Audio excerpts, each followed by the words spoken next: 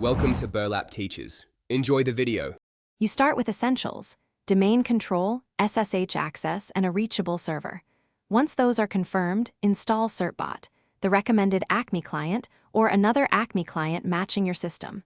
Make sure ports 80 and 443 are open. The HTTP 01 validation uses port 80 by default. Next, create or check the virtual host for your domain so Certbot can place a challenge file. Finally, run the initial certbot command with the webroot or standalone option to request the certificate.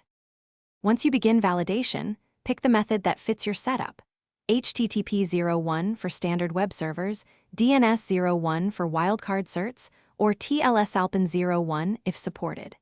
Use webroot mode and set the correct path so challenge files land under your site's document root, or let a plugin like Nginx or Apache handle it automatically.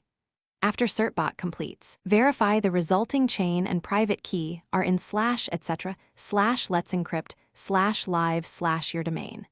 Then reload or restart. To finish, automate renewals.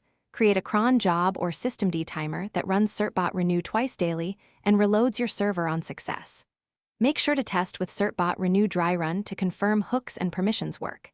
If renewal fails, first check DNS propagation and that the domain resolves to the correct IP, then inspect firewall rules and webroot permissions so challenge files are reachable. If using DNS 01, verify API credentials and zone permissions. That usually resolves most stubborn errors.